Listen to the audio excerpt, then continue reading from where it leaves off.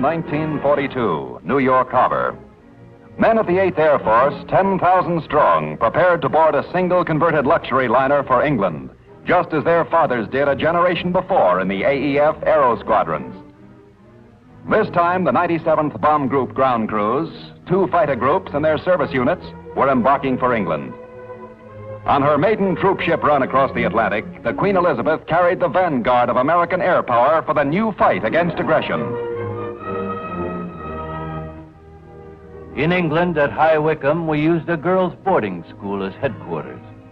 Here, 30 miles from Piccadilly, began the build-up, which eventually made the 8th Air Force larger than the entire U.S. Army had been only 3 years before. As the summer of 1942 rushed by, the work of Generals Duncan, Aker, Spotts, and the rest of us made the idea a reality. We learned about the air war from the RAF, reaching a degree of cooperation never before equaled by the military forces of 2 great nations. However, for smashing target Germany, there was disagreement on tactics. The AAF came over prepared for daylight precision bombing, although the British now practice night area bombing, having suffered unbearably heavy losses in daylight operations. Accordingly, the British Bomber Command picked their targets, trained their crews, fed them lots of carrots, and designed their planes for deadly night attacks.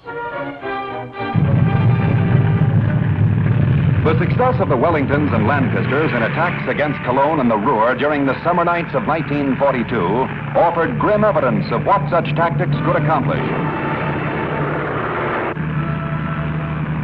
These free men were dedicating their lives to attempt the destruction of the economic fabric of an enemy nation in order to save our way of life. Our first test in tactics came August 17th. It was a critical day for the 8th Bomber Command when we loaded up for the first U.S. raid from England in U.S. planes in daylight. General Ira Aker had told us that the target was the great marshalling yard near Rouen in Nazi-occupied France. There were still plenty of skeptics who predicted dismal results from the first attempt at a daylight mission. Generals Spotts and Aker had to prove them wrong. Our morale had worn pretty thin from repeated dry runs and public impatience for American action in the European theater. Each guy acted nonchalant, but we were fully aware of the long-range strategic planning that hinged on this particular mission. Maybe we didn't know any better, but we had plenty of confidence. Confidence in our weapons, confidence in our buddies and the way they did their job. We didn't think of ourselves as heroes, just hot rocks. But heroes or not, the flying privates, sergeants, and generals were putting their lives on the line, knowing full well what the odds were.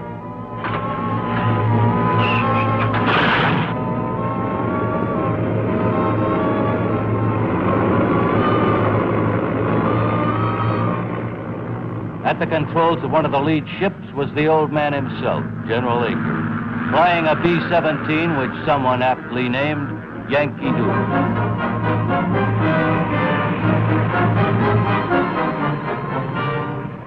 As the bombers pulled up their gear, American flyers and 12 American machines assembled over the British countryside, ready to test an American idea in France, high-altitude precision bombing. As England disappeared behind us, we took up battle stations. Our bombardiers and gunners knew that the fate of the mission and the lives of the crew depended on them. We took turns manning the guns, expecting opposition. One of the crew pointed out the city of Rouen, where Joan of Arc had died for the liberation of France. Now, airplanes named Baby Doll, Peggy D, and Yankee Doodle were spoiling to fight for the same thing. German warning centers, caught by surprise, didn't report the fortresses until they were well on their way to the target. We made a direct run for a point about 3 miles north of Rouen and then a slight turn to the right for the bombing approach. All of us flying this first U.S. bomber raid wondered why the sky was clear of enemy fighters and flak. Visibility was excellent, something you don't get for night bombing. All 12 planes dropped a total of 37,000 pounds of bombs.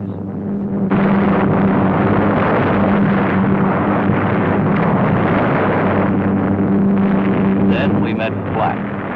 Daylight gave the Jerrys better targets, too. They pumped anti-aircraft shells smack up to our altitude.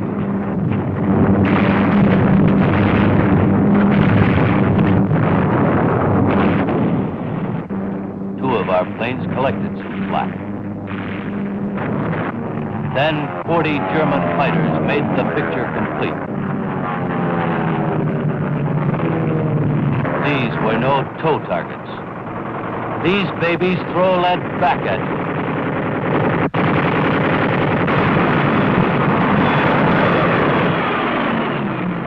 When we finally shook off the enemy attack, I took a reading. Our group was intact. The mission was far more successful than many of us had dared hope.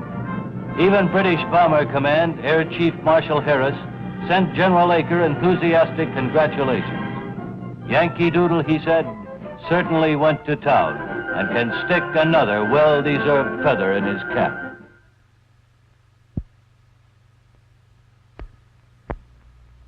One month later, halfway around the world, events in New Guinea took charge of plans. The Japanese drive toward Port Moresby, one of the few bases we still held north of Australia, threatened to push the Allies into the sea. To stop the enemy, General MacArthur quickly reset the stage for an Allied offensive. He relied on General George Kenney, new commander of Allied Air, who is reorganizing the 5th Air Force with fresh spirit and ideas. The urgency of the situation led him to a daring experiment in air tactics. Moving an army by air had worked in the Carolina maneuvers. Why not in New Guinea? MacArthur had ordered troops rushed into battle. One regiment took 36 hours to go by water. A battalion took 5 weeks by foot. But 60 planes carried an entire Australian infantry battalion in one day. In a little more than an hour, fresh and rested troops arrived in combat zones, ready for immediate duty in the Papuan campaign. With the troops came equipment. By mid-November, 10,000 American and Australian troops had been carried over the mountains. To support the men, air transport brought in supplies at the rate of 2 million pounds a week. They eventually brought in enough men, rations, ammunition, artillery, and equipment to feed and protect themselves, do battle with the enemy, and build airfields.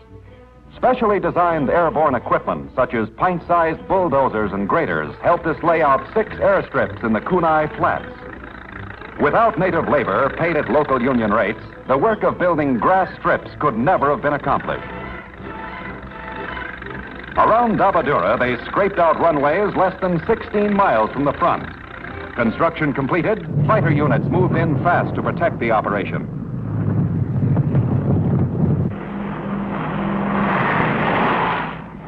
And so the Southwest Pacific Air Forces, directed by veteran air leader George Kenney and fighter commander Ennis Whitehead, had forged a tactical weapon which helped stem the tide of Japanese aggression in the Papuan campaign. The one airplane we fighter pilots in New Guinea wanted was the P-38. We had begged Washington to spare us a few of these high-flying Speedy Lightnings. When we finally got them, the ground crews had a big job on their hands. Fuel tanks, superchargers, armament, all required major adjustment or repair. Enemy mechanics on neighboring fields had fewer planes than the Allies, but numbers in the South Pacific didn't tell everything. Back in October, General Kenney had warned the Pentagon, the Jap is 2 days from the factory to the combat zone, and he may swarm all over me. On December 27th, the Jap tried.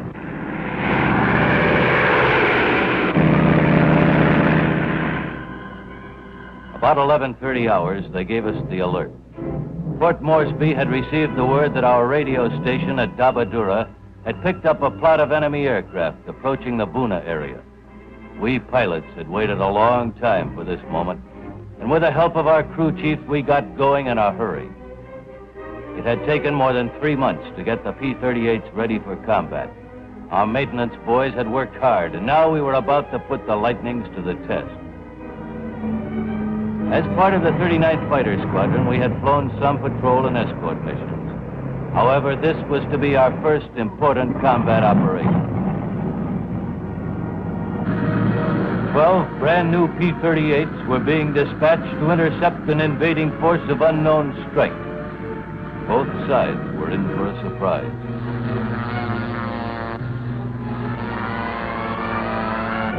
At 12:10 hours, we sighted the Japs. They were out in force. Separating into 3 flights of 4 each, we got on top at 10,000 feet. The Zeros didn't appreciate the view. Our lead flight peeled off to dive in and break up the formation.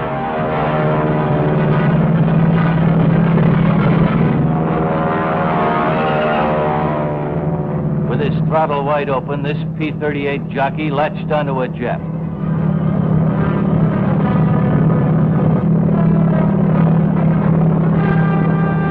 Then the first lightning struck.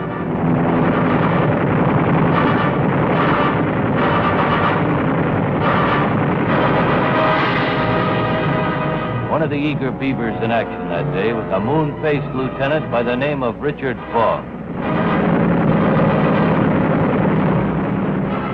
This was the first of Bong's 40 victories.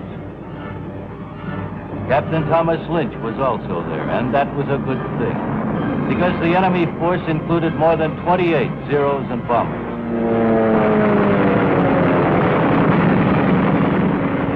Tommy Lynch got 2 more that day, making him the 39th Squadron's first ace.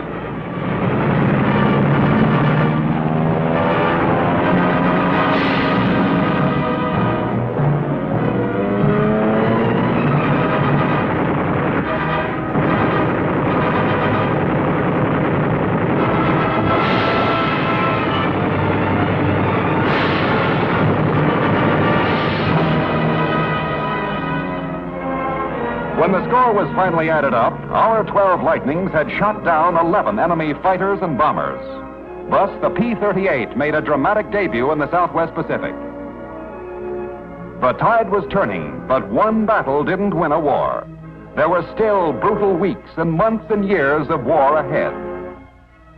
Later chapters will show that the enemy had not yet seen, felt, nor imagined the awful might of the air power to be unleashed by the United States Air Force.